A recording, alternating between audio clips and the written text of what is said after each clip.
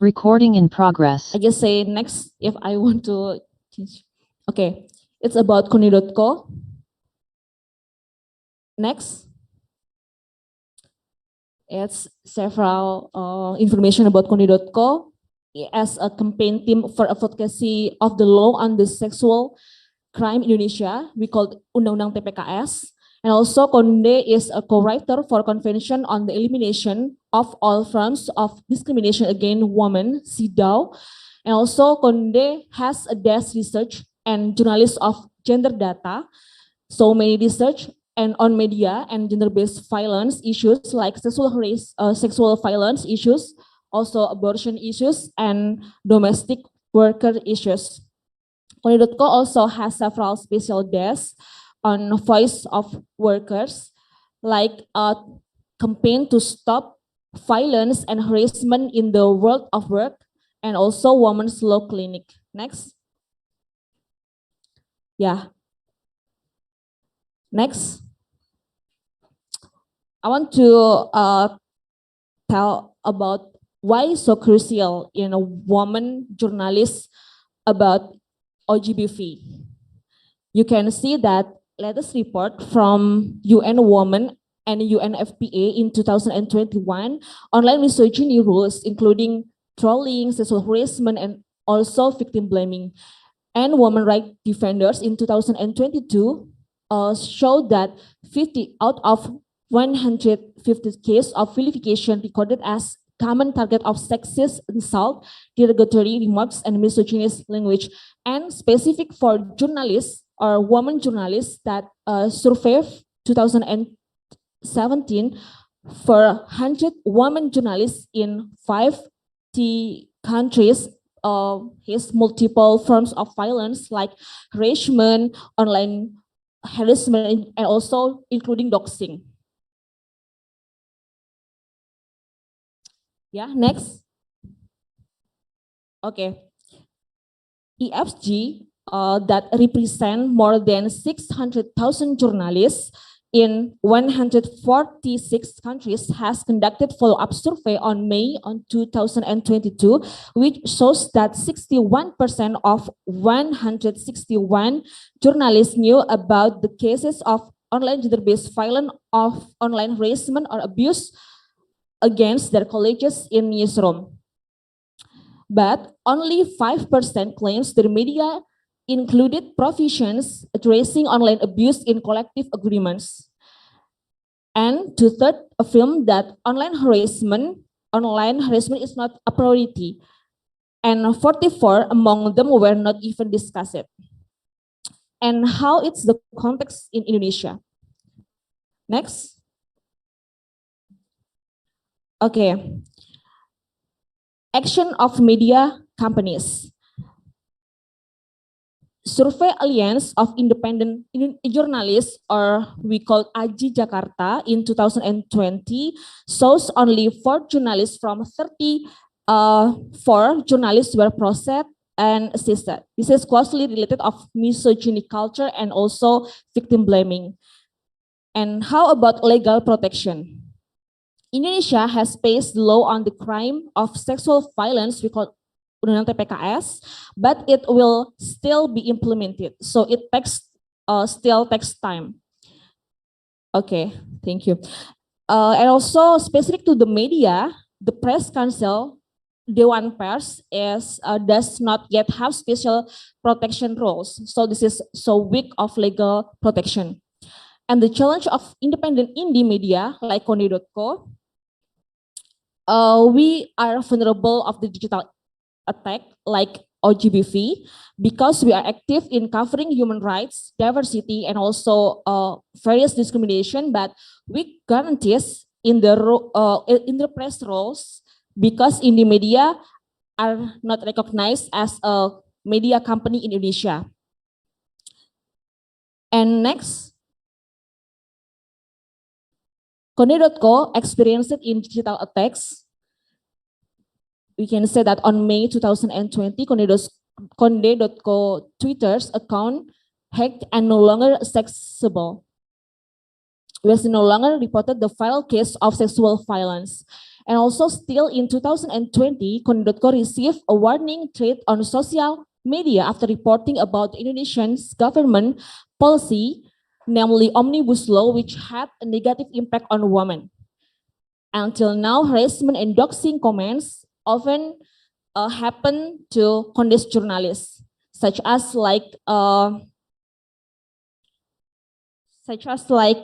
critical reporting on the resistance to objectification of women, and also if we reporting about LGBTQI discrimination.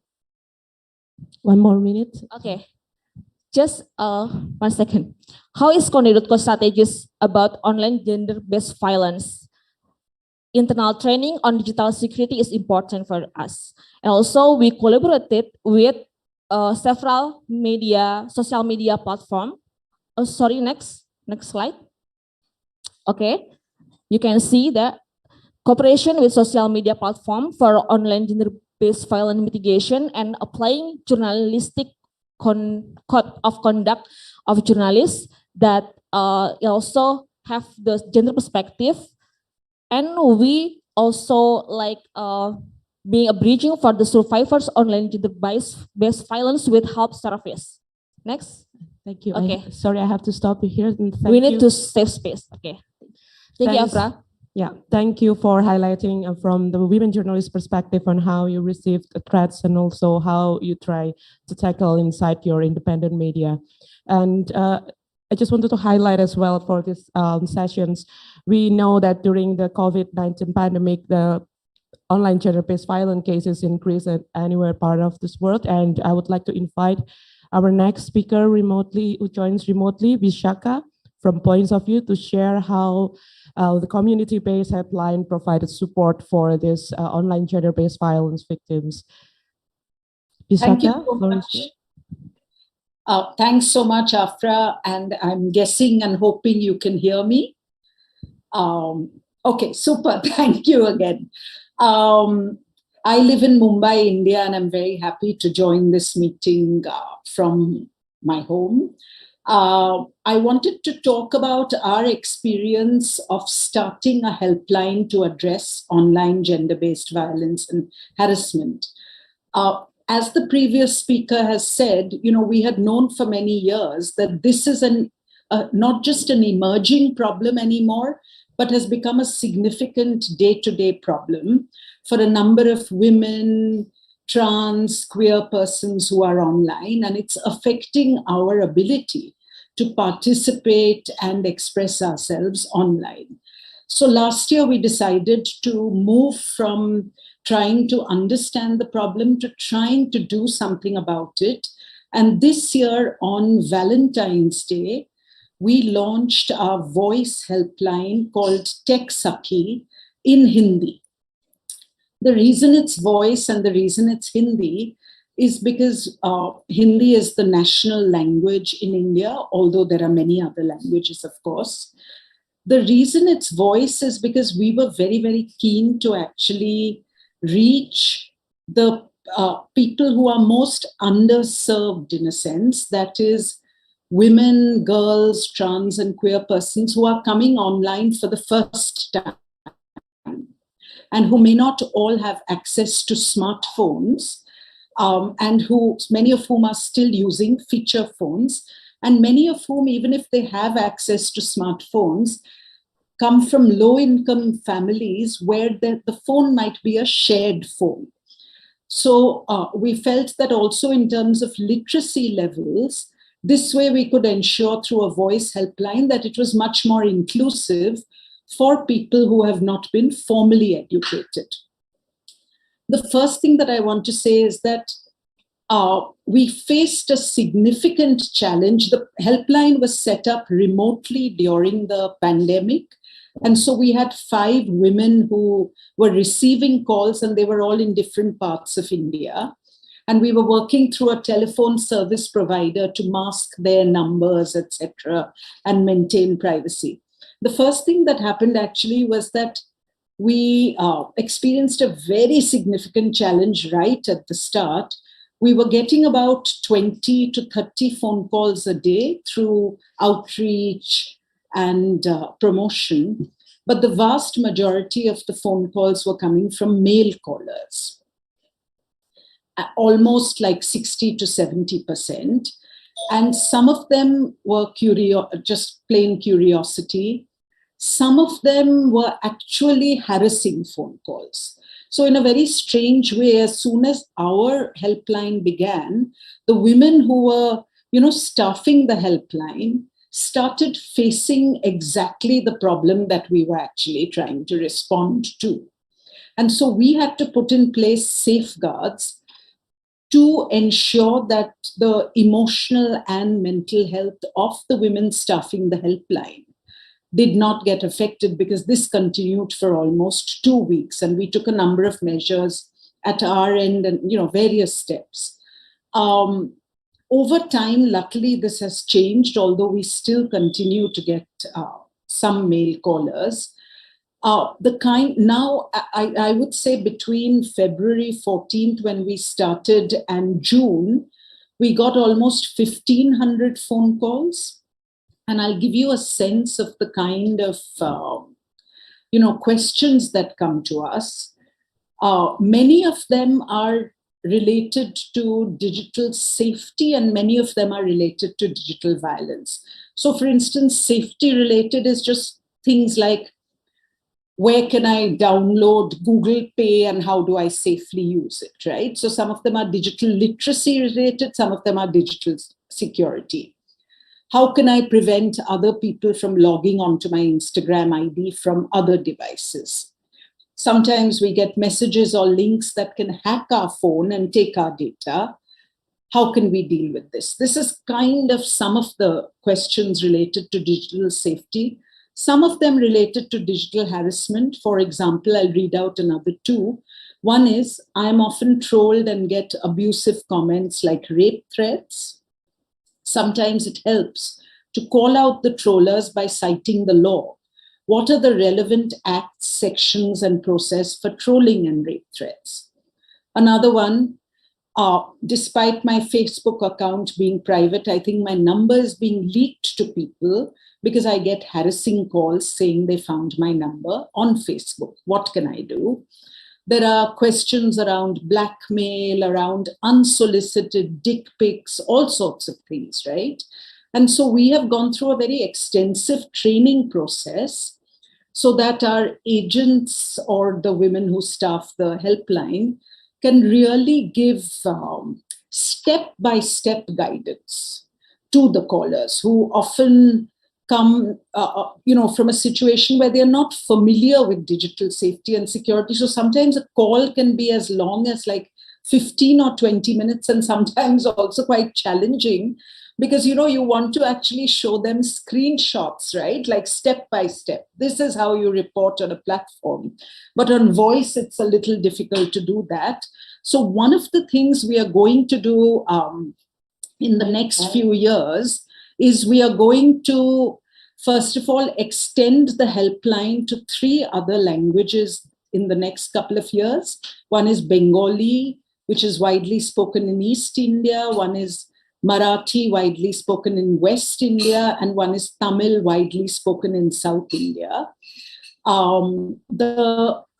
are very, very keen to set this up in Indian languages rather than in English, because we find that people who speak Indian languages often there are much fewer resources online for them, right?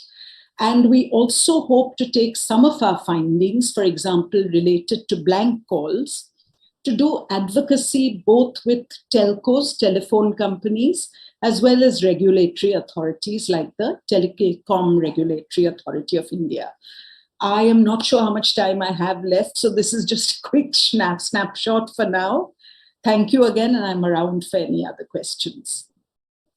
Thank you, Bishakha, and thanks for highlighting as well, not only the amount of the calls that you received when you first started, but also the case handlers or the agents that experience harassments, because they are like the front runners of this helplines that you created, and extensive training process that they needed. I think it's very important to highlight here. And I think we can move to Ellen, who also served as a coordinator of AwasKBGO. community-based helplines for online gender-based violence from Indonesia. Ellen. Okay, thank you. Can you hear me clearly? I hope you don't mind if I move around because I'm too nervous actually standing in on this stage. But first of all, if you interacted interacted with us during the session, I have 3 books of our newest research on online gender-based violence against women human rights defenders in Indonesia that we just released this March. So please do engage with us in the Q&A session. So, okay, let me introduce myself. I am Ellen Kusuma. I'm from Safenet, Southeast Asia Freedom of Expression Network. We are a non-profit organization advocating for human rights as advocating digital rights as human rights. So, we started the AwasKBGO initiative from mid to 2018. It started as an advocacy for a victim of online gender-based violence who received this harassment through phone calls because her number is being spread around in the dating apps and then being promoted as a prostitute number. So through that, through the experience of advocating this victim, we found there is not much coordination on online gender-based violence handling in Indonesia. Even the law enforcement doesn't really understand about online gender-based violence. The public doesn't really have this awareness on online gender-based violence. So on 2019, we actually have this multi-stakeholders meeting with the Ministry of Women Empowerment and Child Protection, the National Commission on Violence Against Women. We also have invited CSO or service providers who provide helpline for victims, but they don't really have this understanding on online gender-based violence. Although it's been around Indonesia since the beginning of we are using this technology, right? So after that, we created sort of a helpline for the victims of online gender-based violence. But we need to know our capacity, right? Because we cannot do everything. So since we are a digital rights-based organization, our first service for the victim is we provide consultation for digital security and privacy. And the second, as a trusted partner of most the giant digital platforms in Indonesia, such as Meta, Twitter, TikTok, YouTube, Google, and so on, we provide a service for victim to escalate the report that is not getting any expected result from when they report by themselves and they don't get any expected result, then they can report to us and we will escalate it to the digital platform itself. So we have this initiative called AwasKBGO, or Beware of Online Gender-Based Violence. And then as Afra mentioned, the case spiked higher in the pandemic time. There is only me and 2 other persons handling the helpline. So we really have limited resources. We cannot do this. We are burned out, right? So we sort of write our best practice when we are sorting out these reported cases through our helpline. We write it, we make a guidebook, and we put it on our website. This is the steps that you can do. This is the helps that you can get. And then somehow, the guidebooks really help not only the victim, but other service provider, because they can refer the victim to read this book first, and then try and see what mitigation they can do by themselves, and what else that we as service provider can do to support them, right? So it doesn't stop at that. We see that there is not many knowledge about online gender-based violence. That's why we also create, design, research on online gender-based violence, such as this one that I'll be giving to 3 of you, because I don't bring a lot of these publications. But you can download it online, because every modules that we make, every guidebooks that we make, every research that we make is free to download in our website called AwasKBGO.id. So what is interesting is we don't only receive reports from female, because that is dominantly the victim of online gender-based violence, right?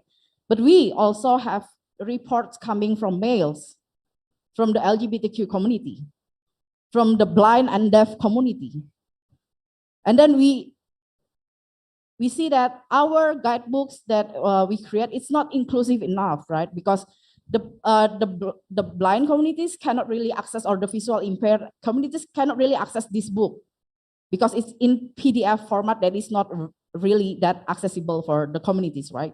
So we also, through the partnership with DDP, their community network funds, we try to improve our accessibility. The resources that we have, we ask for the visual impaired and the deaf community to check it, whether they understand this guidebook or not. If they don't understand it, what can we do to help them access this book? So we consulted with them, and then we make an improvement with the guidance from themselves, right? And then not only that, we are trying to have their capacity on this digital security or on this online gender-based violence mitigation to be raised further, right? So we train them in a workshop done online, because it's still pandemic. And then after that, we push them or encourage them to have their own workshop. So they are being the trainer to their own community. So the blind and deaf community is now in Indonesia, not nationally, because we just started, but they are already spreading this knowledge of online gender-based violence through their own words, through their own means. And they can just reach us to ask for support and anything, but they can now spread the online gender-based violence knowledge to their own community with their own words. So I think it's important that the helpline is non-discriminatory and is not putting words into the victim's mouth or putting words into the community's mouth. But it's important to actually encourage them so they can learn, and then they can spread the words around by themselves. It's not through us anymore. We just become the supporting community for the marginalized community itself. So I think that is the things that I can share with you right now. I actually have sessions longer than this on the 14th September, session 20. So if you would like to know more about online gender-based violence and how we mitigate it in Indonesia, please do come to my session. I would love to talk with any of you. Thank you. Thank you, Ellen, for sharing your practices and to making sure that the documentations and guidebook also are accessible, and also providing training of trainers provides inclusive space on your helplines. Moving on from the community-based organized helplines to legal framework toward to address this online harassments and also online gender-based violence, I would like to invite my colleague Radhika. You have 5 minutes, please. Thank you, Afra. I really wish I was there to interact with you all in person, but I think this is great too.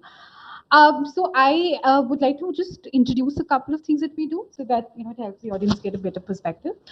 We're a digital rights organization, which which runs a number of initiatives. One of the things that we do is something called a digital security training, where what we do is we equip people, like Bishakha was mentioning a while back, how you can't tell people on the phone that like the step-by-step guide to securing your cells online, to making your profiles private. So we do a lot of these trainings. Of course, they suffer from their own issues, such as it's very difficult to organize these trainings. It's very difficult to do them online. They're very resource intensive. But there have been a number of things that we've learned through these trainings. So I am a lawyer by training, and I can, I would like to begin this by telling you about a small incident. So there was this girl, she must be in her early 20s, who approached us. who said that she's been getting these calls from a man at night, and he comes in and he calls her, and he asks her to engage in activities which she's not comfortable with. Of course, this person had no idea who the girl had no idea who this person was. How did he get a number? How all of these things happen? But he would call her at midnight, and he would scare her. So she went to the police station. She filed a complaint. She said that, oh, I'm not comfortable with this. I don't know what to do. This is cyber harassment, and according to Indian laws, it very well falls under the ambit of cyber harassment. The police station didn't do anything about it. She approached us. We were trying to help her out. The calls kept going on, and there was no respite. So every time she would go to the police station, she would come back and she would tell us that that towards the end of it, the police people said that, how do you expect us to deal with somebody who's calling you and abusing you when we have murderers to catch, right? So there's this understanding when it comes to online gender-based violence that it's just online. It's not going to translate into a physical space. So what is the need, to address it at an urgent pace? I mean, it's harassment is harassment wherever it takes place, whether it's online or offline. But the authorities, unless and until it can translate into a physical threat, do not really think that it's that big of an issue. If somebody's getting these harassing calls, or if somebody is facing trolling, doxing, cyberbullying online. All of these things, of course, have increased at a manifold level since the pandemic has started. One very interesting thing that has happened is young girls who don't come from very well off social economic backgrounds, and again, referencing back to what Bishakha said earlier, how they use shared devices to connect online to attend their classes. Most of these have no idea how to keep themselves secure online, right? They're not taught, right? They're just given a device and they're told that, oh, you have to attend a class. They don't know what to share, what not to share online. EdTech is a big industry here. There are many multi-millionaire businesses which function on online classes and trainings. They give people tablets and smart devices to access a lot of information online. Yet there is no training that's given to these young children who might be, who might not have used devices before. They're not told that they're not supposed to share the credentials. They're not told that they're not supposed to share pictures with people offline. They're not told a lot of these things, and they end up in a fix, right? Sometimes the pictures are stolen, and what happens then? Families, we're a very traditional society, we're conservative. If there is a bad picture that gets leaked online, or if there is and the families get to know, their devices are taken away. This is especially true for young girls who then lose their access to information, to education, to all of these things. And these are troubling trends. We did a report a while back on online harassment, and a few of the suggestions that came from it. Apart from this, the another very real part of the problem is the trolling that happens on social media platforms.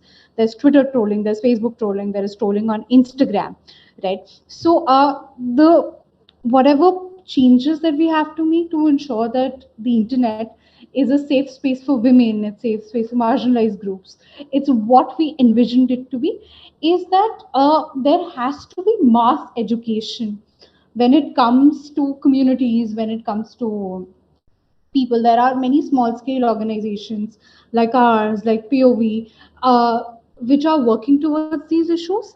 But unfortunately, with the huge amount of population that's out here, it's impossible to educate everybody with the small resources that we have. So these digital security curriculums need to be built into Whatever we're teaching these students at school, there needs to be transparent follow-up for the victims, right? There has to be a better reporting back mechanism. Uh, Big tech platforms have a lot of money to be able to do that, and they really need to follow up with that. There has to be quicker response times. These complaints can't take forever. Content takedown has to be quicker, and it has to be in a way that free speech is not compromised. uh, Victims need to be given with necessary directions to seek legal help in the jurisdictions that are there. In India, we do have cyber cells in different places, but most of these cyber cells, the police people have zero idea on how to operate it, on how to deal with these cyber issues. They really need to be equipped better. There need to be mass skills training to be able to do that. So offenders, like people who troll online, people who steal data, they can very well create new accounts on platforms. But if we do an IP restricted blocking with better technical advancement, that can help. Uh, there have to be better reporting mechanisms, more transparent. The state at the same time needs to educate and raise awareness on digital rights offenses. Uh, the standard of proof need to be reduced in cases of online violence against women. Platforms need to be incentivized to do quick takedowns. Uh, Again, mass sensitization for police has to be done. There has to be a better, more comprehensive, gender neutral legislation for cyber crimes. Where there is there provisions for evidence, dedicated cells to tackle cybercrime, and there also has to be like a tort mechanism where victims can be allowed to recover damages from perpetrators. In addition to this, uh, governments should also look at recompensating some of it, just like it happens in sexual assault cases. Basically, the bottom line of it is that harassment, whether online or offline, has to be addressed in a way that's victim friendly, that's quick, and that that I mean that it's gender sensitive. So I think that's what I would like to present at the beginning, and happy to answer any questions anyone has. Thank you, Radhika, for highlighting one of the interesting part, the conversations, the roles of the digital platforms in the companies, and also how the government that can make more effort to be more sensitized to assisting these victims of online gender-based violence. So I would like to invite questions from the offline participants, and then next, my colleague Maithili will assist for the online participants. For offline participants, I invite, okay, please go to this microphone.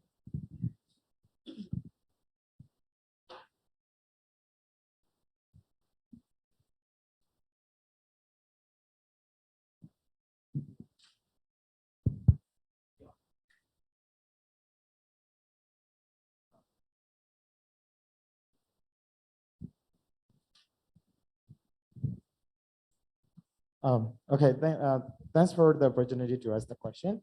I am from Myanmar. Actually, like the issue that I noticed in most community is the batons or like harassment, especially women and LGBTQ community are afraid to speak out about their violence that they are facing because they think that the society will judge them, and also there is no proper law and regulation to protect them.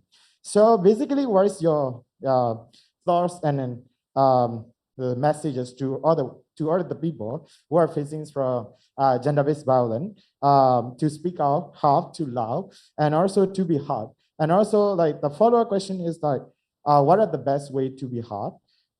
I have a separate question though. How do you think that the participation of all parties, like you're talking about like gender-based violence, but like I noticed that men participation fighting against gender-based violence is really low. So how your organization is working on to raise the men participation fighting against gender-based violence?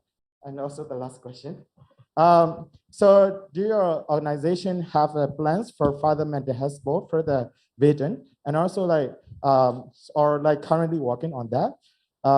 Yeah, how your Helpline make them feel safe to open their issue and problem. Thank you. Okay, thank you. Also, the questions were more about how to make the victims more have a courage to speak up and also to report their cases, and also the best way to make sure of that, and any experience on how to increase male participations on campaigning preventions of gender-based violence, and also plans to working on. Maybe Alan, and then Bishakha, we can also invite you, but Alan, give you.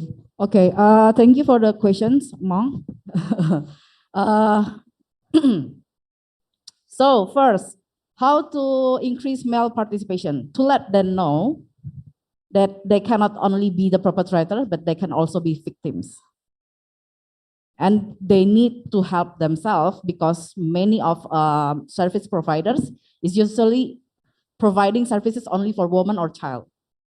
So it's hard, right? So that's why in our helpline, we also become a non-discriminatory helpline. So everyone can report. If they don't want to disclose their name, it's okay. We don't verify it. We don't need verification of their IDs to help them with our services, because we only provide two, right?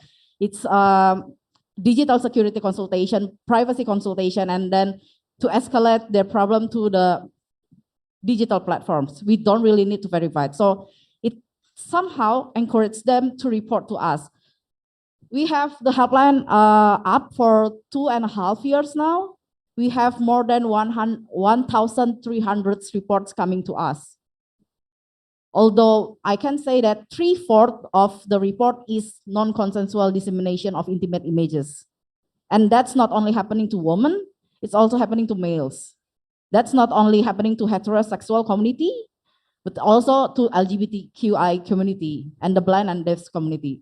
So to make them understand what is this online gender-based violence, how it could happen to them, and what can they do by themselves, and what can they ask for help, I think it's important for them to have that kind of knowledge first. And then they can spread it around to their friends, through discussion with their friends or family and so on. I think it could help the situation. So I think it also answers the other two questions already.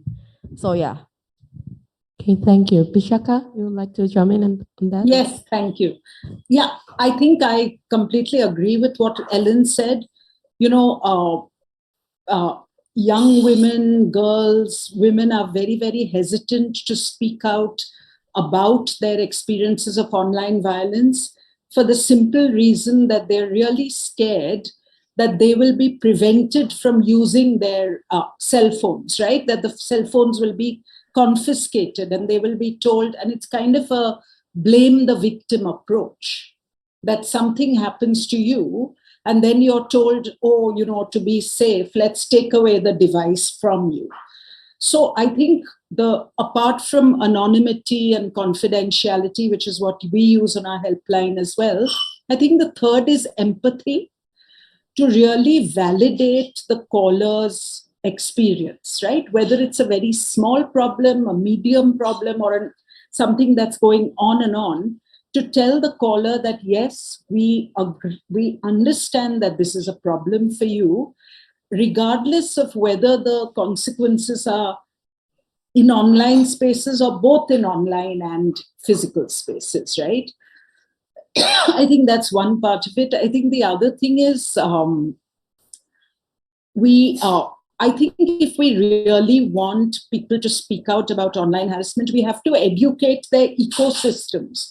We have to educate parents. We have to educate the police, who often, like, you know, when a person goes with a non-consensual intimate image to the police, often the police will give them a lecture and say, but why were you sharing images in the first place? But that is not the problem. If you consensually share images with somebody and you've agreed that it's just for the two of you, you haven't done anything wrong. It's when that image goes outside the two of you and violates your privacy. But instead of recognizing that, often the woman is given a long moralistic lecture and basically told not to freely express herself online, right? So then that again shuts the person down. So I think some of this, and finally with men, I think, yes, men themselves face online harassment. We deal with that in our helpline as well. And also men can often be allies. We often see with rural communities in India, when young women get harassing phone calls, they often turn to a sympathetic man in the family or a male friend and say, next time I get a call from this number, you pick up the phone and you speak to this person. So there is actually a lot of scope to do this, but we have to think about it some more. Thank you, Bishakha. Ellen, you want to add? Yes, I just want to add something. We also don't rush the victim to make decision. We provide all of this information and they can take their time to decide which one that they want to take. Don't rush the victim. I think it's also important because they get traumatized with their experience with this online gender-based violence. Right? And then we as a helpline, you need to choose right now, what do you want to report to the police and so on? It could overwhelm them. So we at AwasKBGO also provide this free consultation, online counseling for the victims, because we have this donor from kitabisa.com. It's a crowdfunded, and they provide some funds for us to offer the victims of free online counseling. So I think it's also important not only to educate, but we need to also empower the victim themselves so they can become a survivor. Thank you. Thank you. Before I invite another offline questions, so maybe Maithili, you can take if there are any online questions. Hi, Afra, thank you. I would really urge the online participants to put out their questions. I do not see any questions, but I would like to pose this question to all the speakers. Anybody, please feel free to go ahead and answer, because most of you have told that you go ahead with digital security trainings. You train the women, you train also the service providers and everybody. But I think there is a common problem here that, the law enforcement agencies or people who have to take action somehow hesitate or take a back step when it actually comes to protecting the, these victims. So have you had any trainings with the, law enforcement agencies or police or people like that? Because you have, most of you have said that you have had trainings with journalists, with, different departments of the government. So what is your take on that? Okay, thank you. Maybe Nurul, you can answer. So, besides I'm a journalist that active in Koni.co, I'm also active in Alliance Journalists of Independent AJI Jakarta. It's like an organization non-profit, like unions for journalists that they fight for the violence like OGBV also. We usually have many trainings for the journalists for building the capacity for the woman journalists to can fight the violence like OGBV. I think unions can very important and help so much for us as journalists, because in mainstream media in Indonesia, it's lack of capacity building for journalists. They just concerned about the SEO, like search engine for the it's like what the trending topic in the trend that the journalist must productions, but sometimes they always not to care about how the journalists fighting for the violence. I think it's EFG reported that so lack of action of media companies. It's happened to Indonesia, and I always experiences that in mainstreaming media, it's very hard to can find the training for the journalists. But the way to journalists for we can like collaborate with the unions, we can collaborate with the like Ellen's AwasKBGO, yeah. This is my And how question. about press council? Do you also educate them or train them as well, like press council members who has authority as well to educate the journalists and accept reports? Okay, how we educate is actually basic knowledge first, and then we collect the data. We did survey, and we force the company to can like make the SOP, standard operational procedure, that like agreement for the journalists and media companies to like responsible media companies for handle and protection the journalists from any kind of violence. Okay, thank you. Alan, you have something to say on experience working on working with law enforcement? Yeah, it's frustrating. It's not a great experience, I can say, because a lot of them is very hierarchical and then patriarchal also. But we need them, right? They are at the top of this handling of online gender-based violence legally. So most of the victims wants to know who is the perpetrators. We cannot provide that answer because it's not legal for us to track down someone.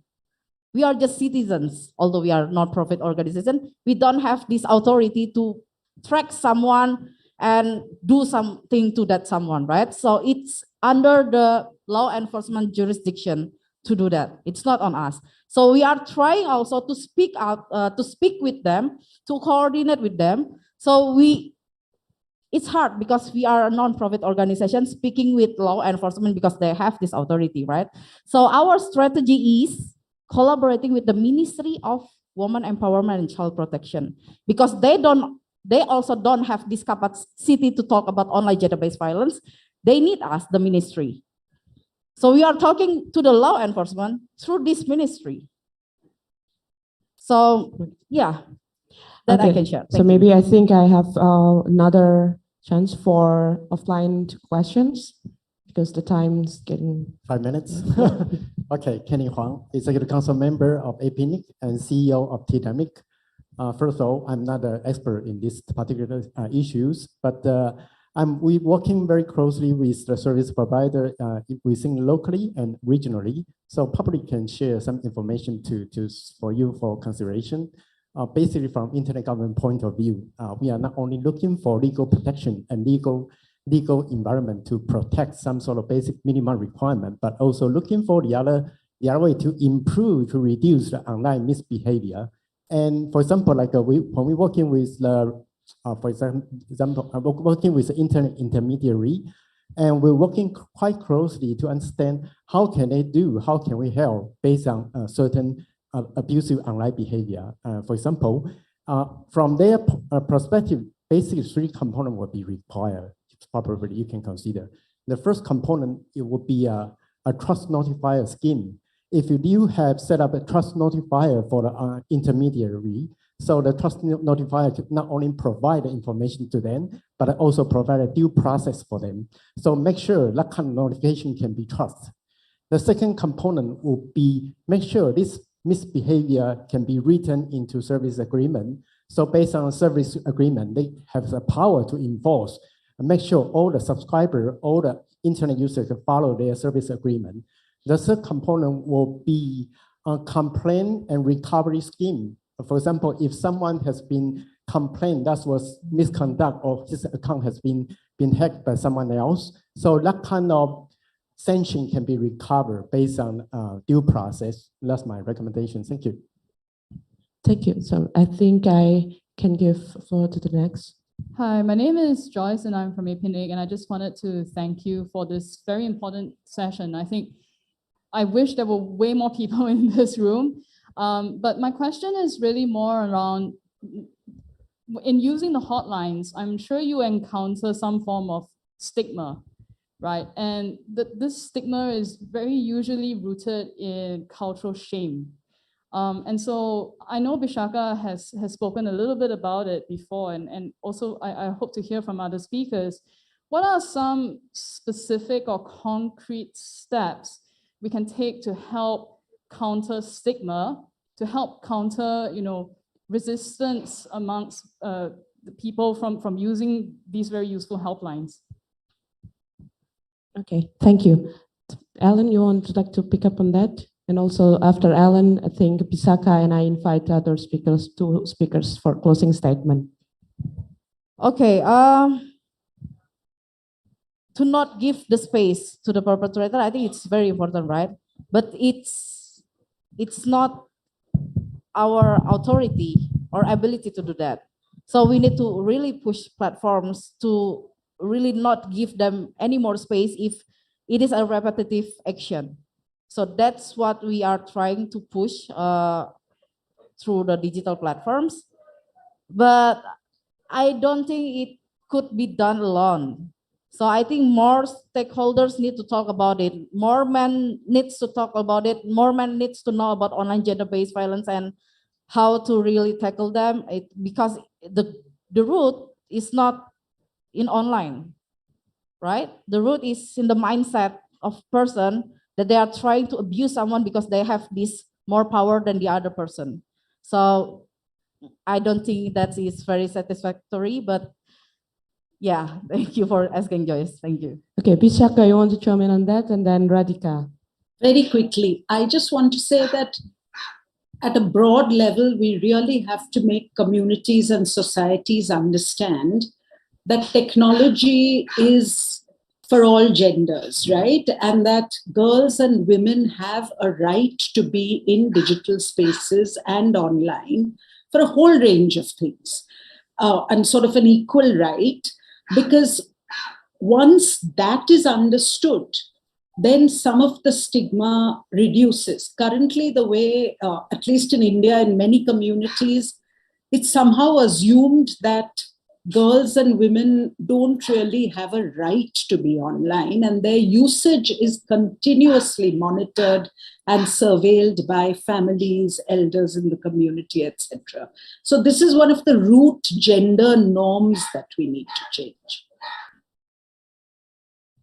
Okay, thank you. And Radhika, do you have a final statement to respond as well? Yeah, I think I would just like to add that it's been great hearing all panelists and even the audience, and I think it's all like all of this is very relevant.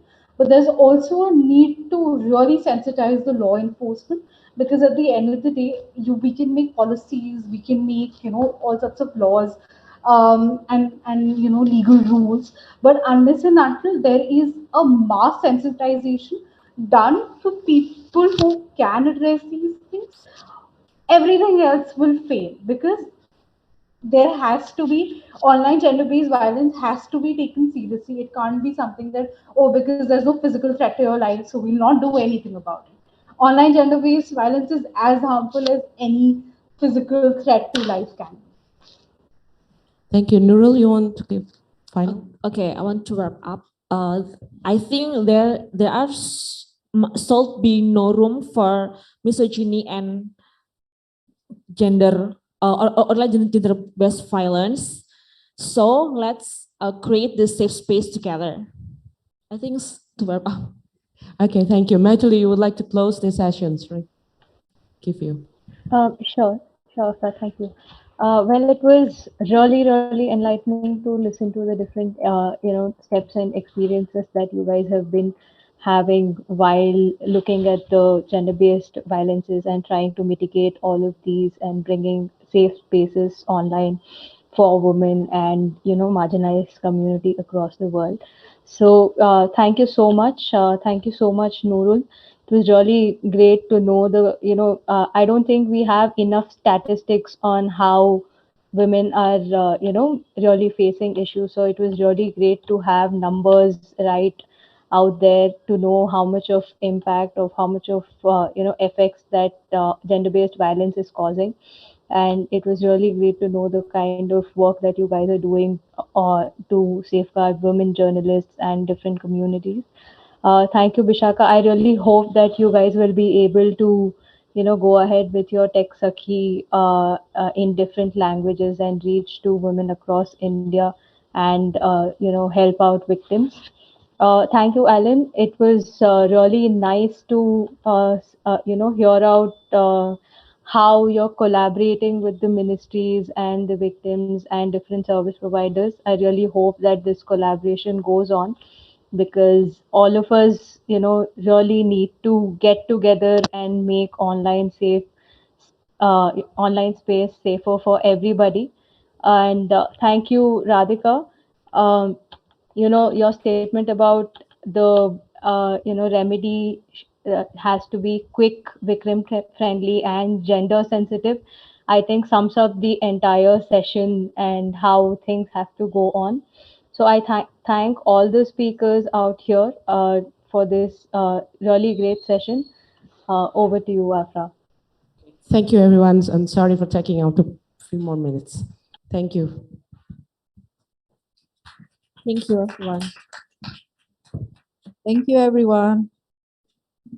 I would like to give the books to the three person who asked the questions. Please come.